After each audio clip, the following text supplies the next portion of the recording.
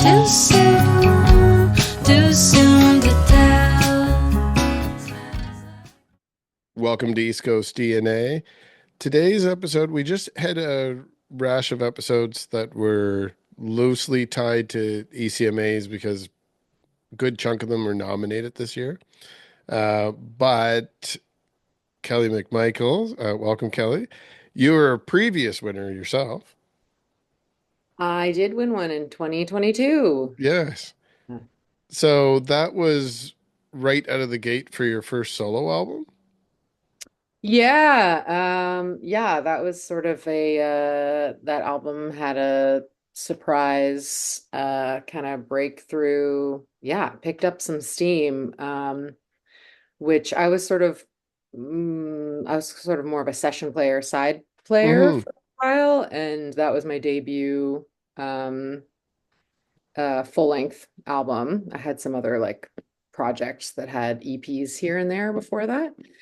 And yeah, it was sort of strange, like a strange flow of things to finally release an album, but like in the middle of the pandemic, and then sort of, I don't know if just the pacing, yeah, it took a while, but the ECMA sort of, yeah, helped me become a known name. And then I got on the Polaris shortlist. So, and it Mm-hmm. was all very DIY. So it was cool to to suddenly get some recognition, I guess.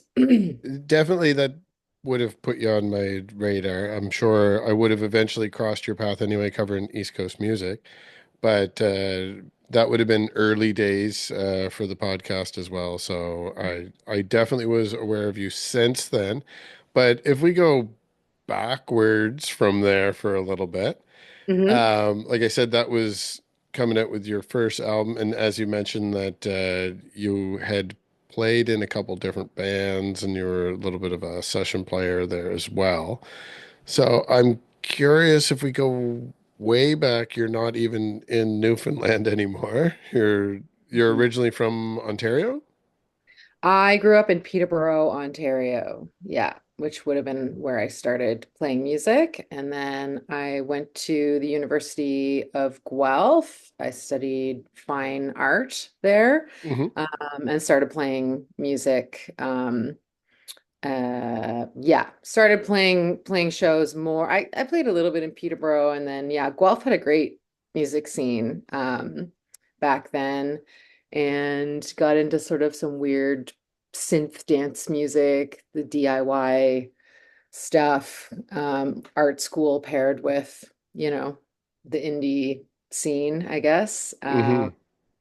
And that sort of propelled me into, yeah, I got connected with Gentleman Reg was sort of my first bigger band that I auditioned and joined and did a lot of touring in North America. And yeah, I was very young and fresh and new to everything. And Arts and Crafts was the label that Gentleman Reg was on. And that was sort of like all my favorite artists were on Hmm. Arts and Crafts at the time.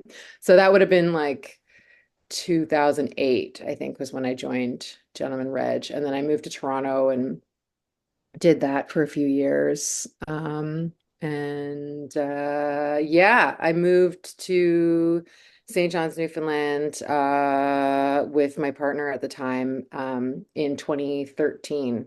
So I've been out here for a while now, back and forth a little bit. I was playing with Sarah Harmer for a while. Hmm. Uh, so I was back in Ontario a bit for that. And yeah, my family's still in Peterborough, so I'm always back to visit them. And obviously Toronto's a good music, Yes. base. So I'm always coming through Toronto and visiting Peterborough and this and that. Yeah. Having a little bit of a foothold in both regions is very helpful as a Canadian artist, I'm sure.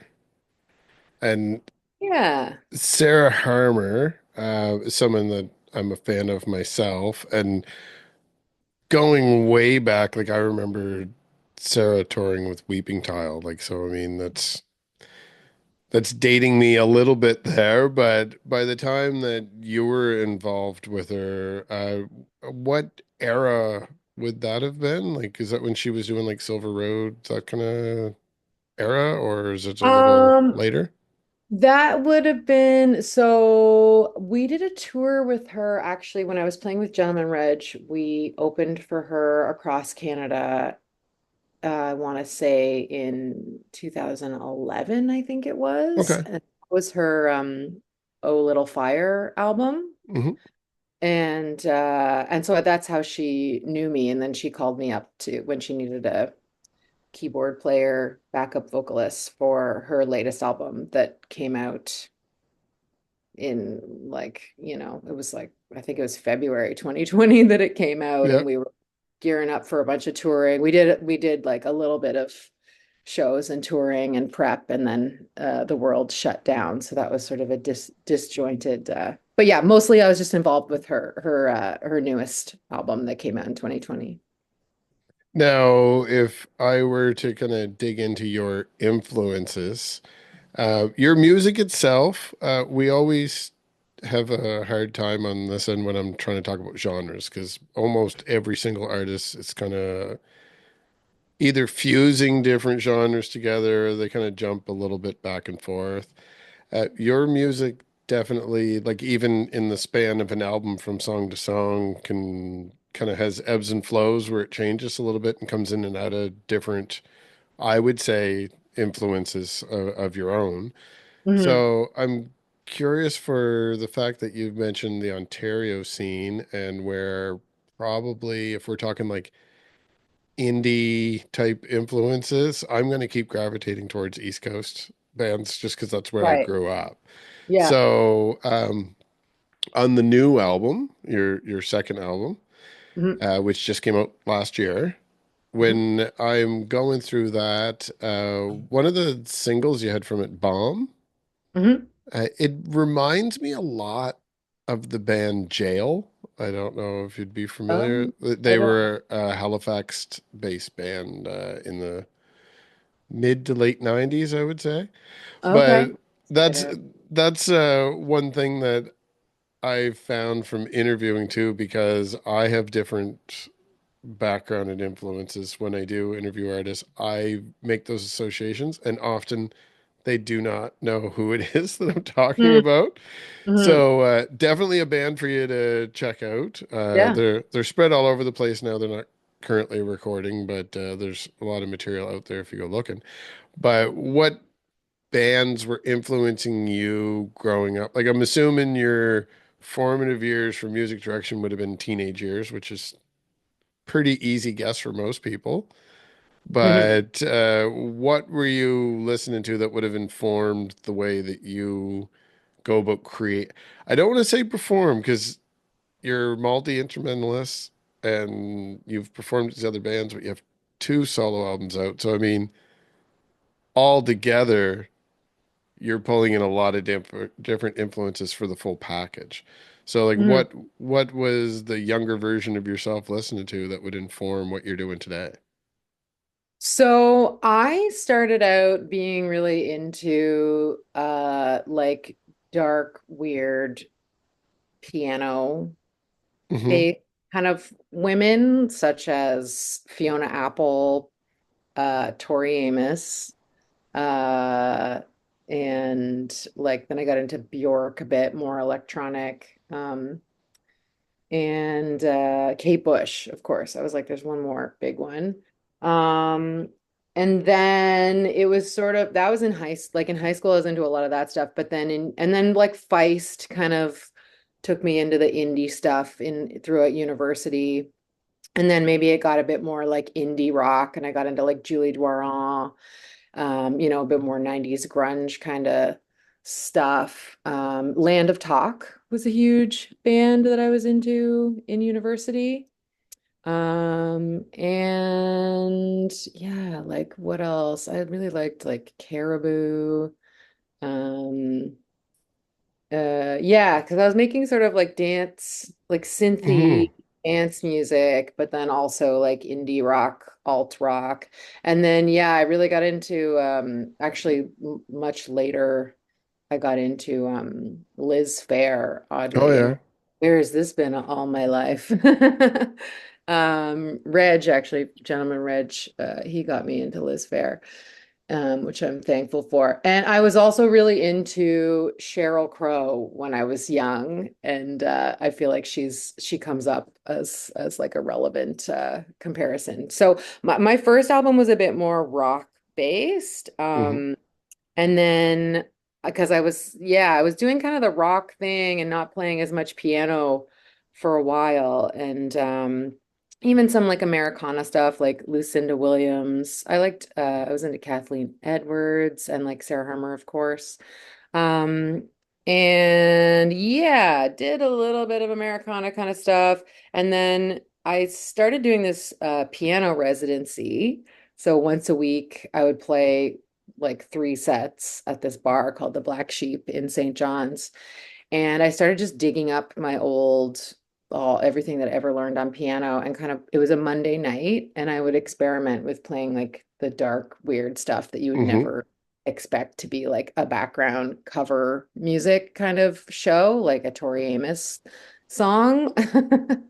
And it actually like went over really well and it sort of reconnected me with my roots, like my like first falling in love with music. And like I think like playing rock and playing rock music is like cool and fun. And I think a lot of people like associate me with the like cool rock girl. Not like I'm trying to be like, wow, people think I'm cool. But like I think they want the like alt rock Hmm. like thing, which is great. And like I love like Riot Girl music and I love that that's like coming back. The younger kids are like getting into Riot Girl stuff again, which I'm like, yes, Hmm. there's hope.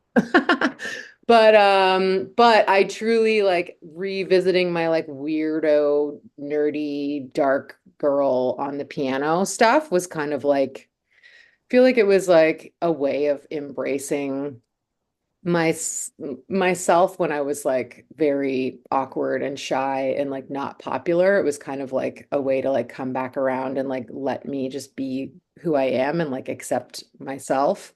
So I kind of leaned into that with my latest album. So there's a bit more weirdo piano based arrangements. Hmm. It's a bit wilder and more experimental in certain ways. And I was really getting into like layering, producing my demos myself. It was also just during the pandemic I was writing it. So I feel like it was more like getting into the weird corners of my mind and just like exploring in there. So yeah, that's my long story of I guess my influences and the differences between my debut album and my second album. Yeah, I feel like I had a bit more once I'd introduced myself, I had a bit more space to kind of like explore more freely and take Yeah. some more risks with the second album. So yeah, I'm still not sure. Like Bomb has been the most popular song, which is the most sort of like alt rock song on the album. Um and like I mean I love it. I think it's a great song. I'm happy people embrace that one, but I'm sort of like hoping some of the weirder ethereal stuff gets a little bit more Yeah. love. People need to spend time with it, That's hard to in the pacing of, streaming and everything. I hope I can get some more listeners that listen to the whole album. Yeah, and definitely like I did reference that song myself because it stuck out as something that sounded like something to me, but the rest Hmm. of the album is quite varied. Like that's Hmm. not necessarily where I would point people to say this is what Kelly sounds like. Right. Like Yeah, where you does it do show? sound like that because that's yours, but I don't know what I would say is the sound of Kelly McMichael because even the rock categorization, it fits when you're looking comparatively to other people that would be in the categories. But then when you look at the more of like a global scape, like there's an indie rock part to it, but not even necessarily like a traditional rock band, which makes categories hard. Yeah, yeah. So I find most bands, once they are done with their debut album and ready to do a follow-up, they do afford themselves a little bit more opportunity to be themselves on it. And Hmm. in this case, it seems like it was successful for you to be able to move in that direction. So do you feel more comfortable now if you're approaching something new, like a new song? Do you feel more comfortable not experimenting per se, but just letting it go where Kelly wants it to go instead of where you think your fans would want it to go? Yeah, I'm not sure what my approach. Yeah, I'm kind of still thinking about that because now I'm seeing how this new album is connecting with people, and I'm feeling how things feel live. It always feels really fun to play the higher energy rock stuff live. Hmm. But I do want to like remind myself that like, people do love a sensitive moment. And sometimes, there's a song on my new album called All Over Again. Hmm. It's like it has a very long intro, so I'm sure some people might just skip it and be like, I'm looking for the bangers. But a lot of people have said that that's their favorite song on the album, which I was also feeling like that was probably the song that I was the most proud of for like songwriting on the whole album. And I'm just trying to be like, okay, I need to just sit with the uncomfortable feeling of like not just rushing to try to keep people entertained and always just doing the most obvious like quick attention grabbing thing Hmm. because it's like I don't know, it's just important to try to challenge people and try to make a little extra space and not just go into the fast-paced Hmm. thing they're pressured to do. So yeah, I'm still not sure what my next approach would be because I'm part of on one hand, I'm like, people really like Bomb. This album is really weird. It's really hard to describe the genre, like you're saying, and like maybe I should. I also like I enjoy writing like I enjoy like a writing challenge or like a bit of a direction. So I'm like, maybe I should just give myself a bit more of a theme or direction to go in with the next album and do, yeah, narrow my whatever, um my vision for what kind of sounds it would be a little bit more. Like maybe that would actually help my writing. I I could Um, see why you'd gravitate there, but just as a listener, and mhm, I may be a different perspective than the general public because of what I do, but I find that a lot of people these days, because there's so much content coming at us, that if somebody has a playlist nowadays, it's not ballad after ballad or banger after banger. Like it's not all of their favorite rap songs. It comes and goes all over the place. mhm, And I find that I'm even noticing myself, even though I love every aspect of everything that's out there, when I'm listening to albums that are too consistent, mm, it still highlights the talent and expertise of the individual that's delivering that content. But if it's too consistent, sometimes I get distracted. Not necessarily bored of the album, but it would be easier to distract me. Whereas when an album like your follow-up does kind of come and go, I find it's pulling my brain in more to like pay attention. And mm. in those cases, time permitting, I'm more likely to gravitate towards listening to the next track. Like to Oh, just let cool. it flow through and be an album listen rather than a single or a banger listen, which Right. is where we all gravitate towards today because we can just pull out our phone and click on our favorite new song. Hmm. But I do find I could think of a couple other bands as well, but I know most of those are probably international acts more so than East Coast. Mm. So I did that was a happy surprise for me. I knew that you had a little bit of a different style, but I think that the follow-up album kind of highlights that a little bit more in a good Mm. way. Oh, great. Thanks. So I'm wondering when you're going to perform, Mm. um, and we'll get into some of your upcoming dates here in a moment, but as far as what people can expect from a show on your upcoming dates, you have a full band that you tour with, but are you catering it to the live show? Like what you were saying, like it can be more fun to play the upbeat stuff that has everybody going. But there's still definitely a way to weave in those different moments, and there's Mhm. a way to find that time in those sets. So, what can people expect if they're looking to buy one of the advance tickets to your shows? Yeah, I'm trying to find a space for like especially if a venue has a real piano. I always like to have a little piano moment. So maybe we'll do a couple of the piano-based songs with the full band, and then I'll have a little solo piano moment because it's just a part of what I do that it's kind of like I don't know, it's like the first there's something very strong about going back to like, yeah, your roots and just Hmm. that me alone on the piano thing. I think it's just the most me thing that I can do. And uh I have to fight like in the moment, it feels really scary to like be like rocking and then be like, all right, you guys go leave. And now I'm gonna play like a quiet piano song Hmm. and like hope that people listen and they don't just start chatting.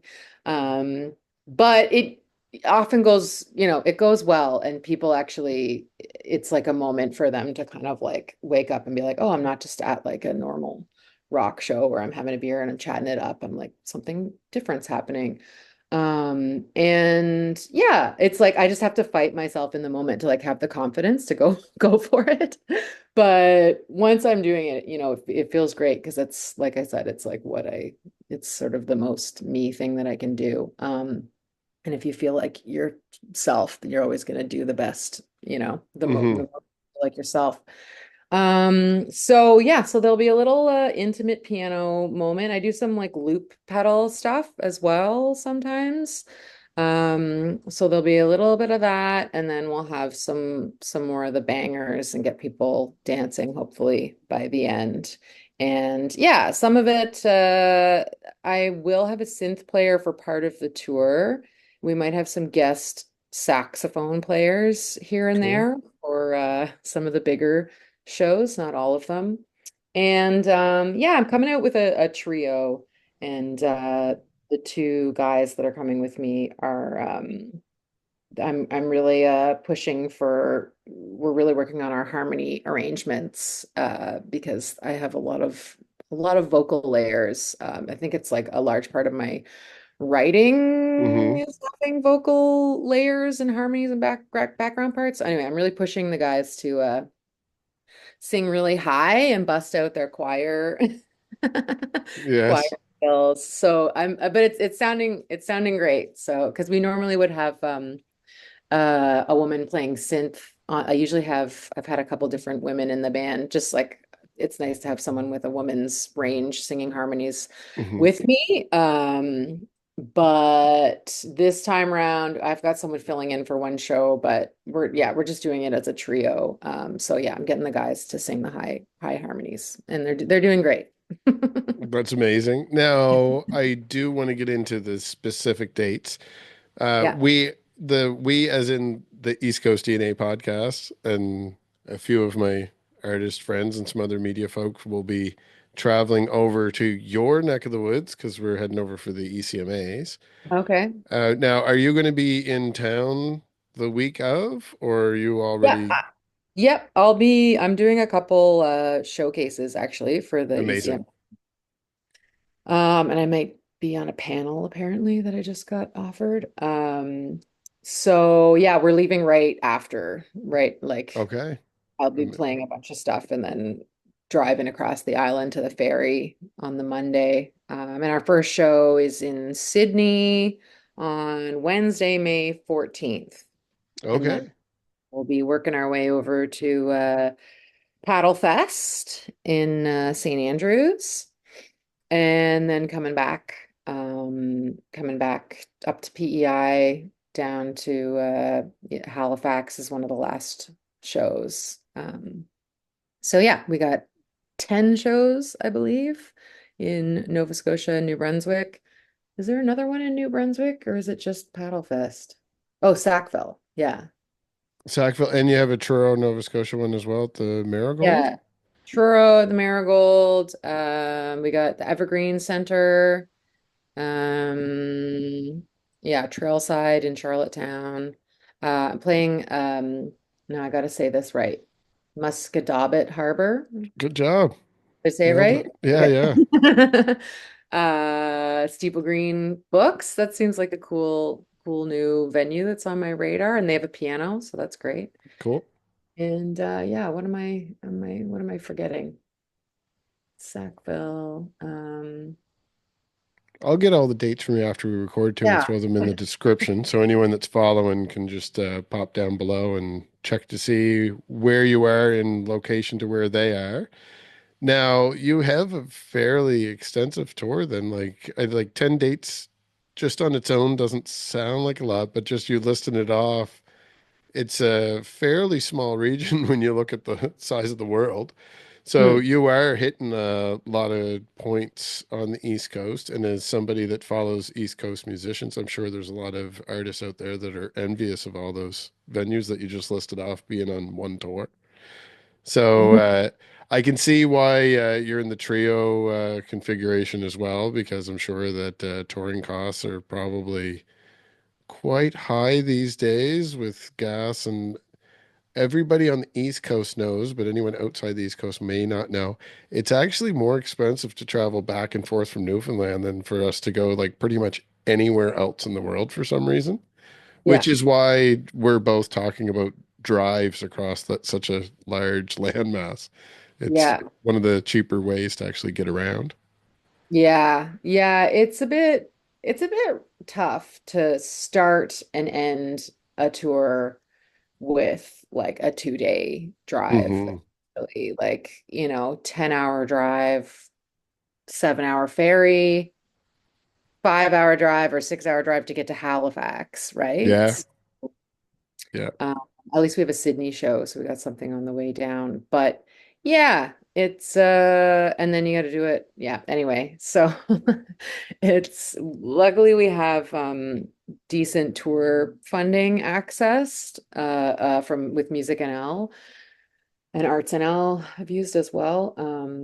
So yeah, it'll be all right. I've managed to put together a pretty good string of dates for Hmm. this one. Yeah, it gets easier and easier the more I do it, but it is a lot of work for just one person, and I do find Yes. I wish I had less admin work to do and could just actually play real music more. But I'm like, who knew? When I was Yeah. doing session musician, like I've been a musician for so long, but I haven't been creating projects, applying for all these grants, booking all these, tour dates. Even like playing festivals and awards shows and this and that, where it's like applications, like documents, like how many friggin' documents do I have to download and sign and send back? Like I just like Yeah. like I didn't know until it was my own project that had some steam. And yeah, but it's just I'm really hoping I can get to the point where I can have a bit more of a team to help me out. Yeah. It But that type of work creeps up on you, but I'm sure most people can appreciate too, like offloading that work. Like if you're going to get someone else to do it, you get to pay them for their time too. So it's yeah, yeah. I can relate. I got a grant application that's been sitting on my desk to the left of me here for about 2 weeks, and I don't even think I read all the fields on it yet. So definitely can relate. Mhm. So as far as being able to relate, I do. talked to quite a few artists that are probably in your shoes where they're doing a lot of stuff independently. And Mhm. so I know most of you don't like to go out there and say, please, please, please buy tickets. Mhm. But we have had quite a few people in our region being quite vocal lately about the importance of buying tickets in advance.